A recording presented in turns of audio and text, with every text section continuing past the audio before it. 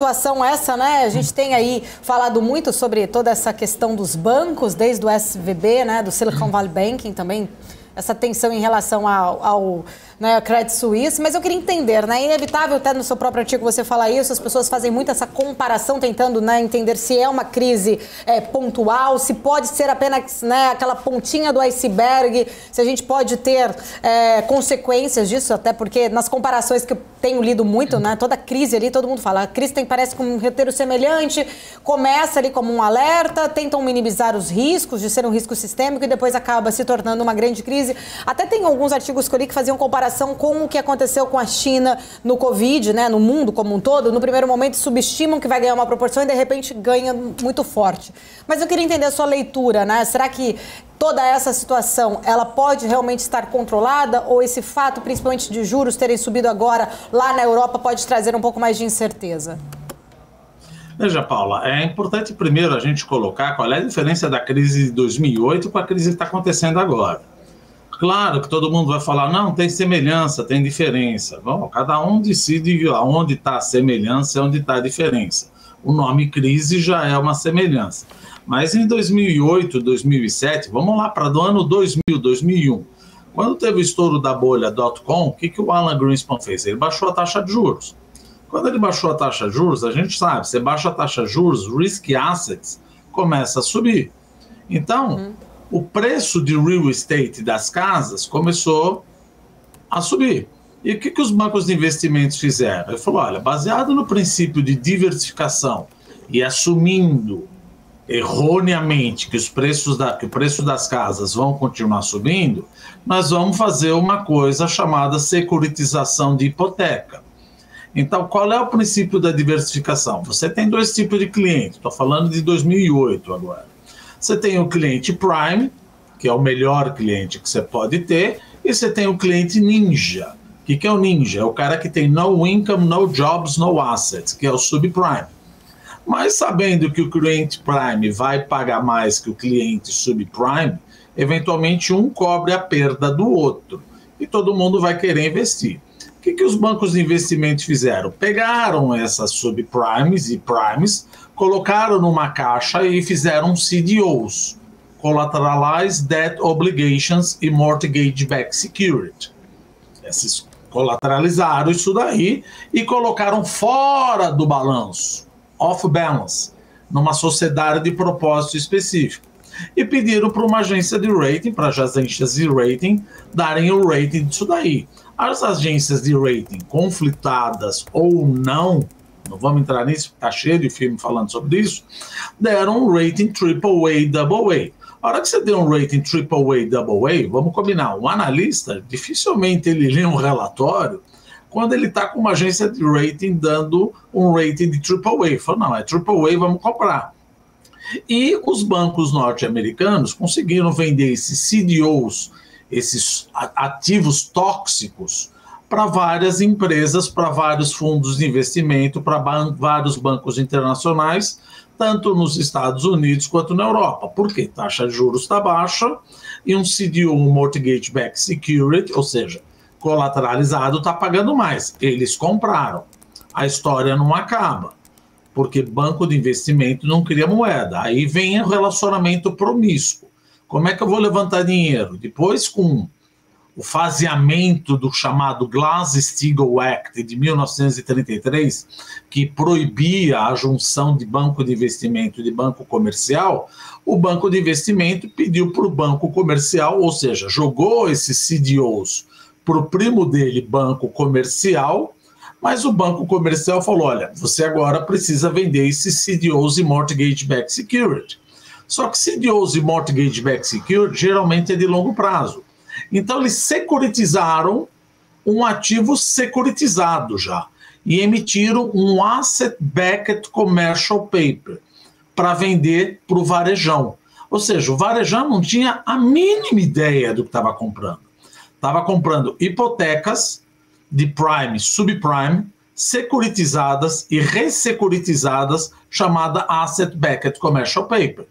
Como tudo business cycle acontece, o Alan Greenspan subiu a taxa de juros. Quando subiu a taxa de juros, O preço das casas começou a cair, o preço da casa começou a cair, CDOs começaram a dar calote, primeiro no subprime, que o cara falou, olha, você me deve 2 milhões de dólares. Não, pera um pouco, quanto vale a minha casa? 700 mil dólares. Pô, pega a minha casa. Então começou um fire sale, todo mundo vendendo a casa até que bateu na prime. Quando bateu na prime, os bancos norte-americanos começaram a sofrer. E os bancos europeus que tinham CDOs também começaram a sofrer. Quem não lembra da crise dos bancos do Reino Unido, da Irlanda, do Iceland e Las Cajas da Espanha. Então, você teve uma crise nos Estados Unidos, veja como é diferente. Você teve uma crise bancária nos Estados Unidos e uma crise bancária por causa de ativos tóxicos na Europa. E a Ásia? A Ásia não comprou esses CDOs e mortgage-backed security. Só que o modelo de crescimento asiático, ele é export-oriented, ele exporta. Ora, se o mundo entra em recessão, você quer exportar para quem? Para a Lua. Então a Ásia acabar entrando também em problemas, como aconteceu com a Coreia, aconteceu com Taiwan, China fez aquele pacote multibilionário, e aí você entrou numa crise mundial. Essa é a crise de 2008. A crise do Silicon Valley Bank é diferente. É diferente falando, não, mas ela é semelhante. Bom, vamos falar o que é diferente e o que é semelhante. Você tem mortgage-backed security. Mas isso, a gente pode dizer que a crise foi um mismatching de duration, um descasamento de prazo de ativo e passivo. Porque o Silicon Valley é um banco para atender startup. Então as startups ganharam muito dinheiro, etc. E Jeremy Powell, presidente do Federal Reserve, começou a subir a taxa de juros. Começou a subir a taxa de juros, as empresas de tecnologia, principalmente as FANGs, Facebook, Amazon, Apple, Netflix, Google, etc., que o Facebook virou Meta, etc., começaram a ter um problema de liquidez, precisava de dinheiro. Começaram a sacar do Silicon Valley Bank. Só que o passivo do Silicon Valley Bank estava depositado em tesouro dos Estados Unidos, a market to market. Como a taxa de juros subiu, a curva de juros dos Estados Unidos estipou. E a hora que você vê que a curva de juros estipou, o valor presente, o valor atual daquele título que você investiu, está valendo menos do que eventualmente o total de resgate que a população está pedindo. Então, o SVB pediu o aumento de capital e aí entrou em colapso. Começou uma corrida financeira. E, felizmente, o Federal Reserve, o Federal Deposit Insurance Corporation, que é o fundo garantidor de crédito, e o Tesouro saíram a resgate. Falou, olha, o Federal Deposit Insurance Corporation, o fundo garantidor de crédito, nos Estados Unidos, ele garante por investidor 250 mil dólares. Ele falou, não, vamos garantir todo mundo, porque 96% dos depositantes desse SVB Bank tem um depósito acima de 250 mil dólares. Aí vale um parênteses. Muita gente fala, tá vendo? Na hora do capitalismo, o Estado tem que ajudar. Gente, banco tem uma coisa chamada CDI, Certificado de Depósito Interbancário. Se eu deixar um banco quebrar, eu posso botar um rastilho de pólvora. E quem perde é a população. Porque banco trabalha com descasamento e quando ele precisa de dinheiro, ele toma no CDI. Isso levou à derrocada o SVB, mas que, felizmente, as autoridades monetárias do Tesouro, etc., conseguiram, e depois você teve o The Signature Bank por causa de criptoativos. Isso resolveu, aparentemente, o problema dos bancos regionais. Credit Suisse é outro bicho. Não teve nada com CDO. Ele já estava com problema em outubro de 2022 e começou a ter saque. Quando começou a ter saque, falou, olha, por que está tendo saque? Porque você teve um prejuízo bilionário. Chegou ontem ou anteontem, não sei se exatamente, a gente perde muito bem, um dos principais acionistas, que é o Banco Saudita, o Banco Nacional Saudita, falou, olha, você vai aportar capital? Ele falou, absolutely not, não vou mais aportar capital. Aí começou a corrida bancária do Credit Suisse. E o European Central Bank, e o banco, não o European Central Bank, mas o Banco Nacional da Suíça, o National Bank of Switzerland, já falou que vai aportar dinheiro para ajudar o Credit Suisse.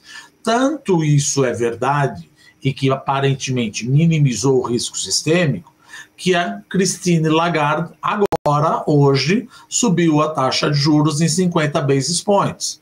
Então, aquela história que a gente poderia até pensar, olha, vai mudar a política de juros, não se sabe.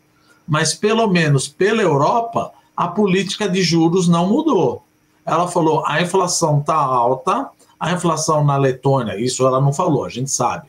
A inflação na França está batendo 6%, 7%, o core está lá em cima, Letônia, Lituânia, Estônia com uma inflação de 28%, o risco sistêmico aparentemente está controlado e eu vou subir juros. E os Estados Unidos, o que pode acontecer? Veja, é difícil dizer o que pode acontecer. Se a crise sistêmica foi controlada, tem gente até apostando numa queda de juros. Não é o meu caso. Eu aposto ainda numa subida de 25 basis points, dependendo da crise. Se a crise de fato for controlada, pode subir 50 basis points. Então, mas você tem certeza? Bom, eu aposto mais uns 25 basis points para garantir. Qual é o risco se transformar numa crise sistêmica? Que, para mim, isso não deve acontecer. Você vai ter um credit crunch, porque o capital econômico que é dado pelo probability of default, probabilidade de calote, ele aumenta. Se ele aumenta, eu preciso de mais capital econômico. Como eu não tenho capital econômico suficiente, eventualmente, principalmente os bancos europeus, eu preciso diminuir a minha carteira de ativos. Então, eu vendo ativos e paro de vender ativos. Não estou dizendo que isso vai acontecer. Estou falando, se piorar, isso pode acontecer. Então, você entra num credit crunch na Europa, entra num credit crunch nos Estados Unidos. Acho muito difícil isso acontecer. Ou um credit crunch na Europa e um credit crunch nos Estados Unidos, por mais paradoxal que possa acontecer, vai fazer com que a população mundial vai fazer um flight to quality, vai voltar para o dólar.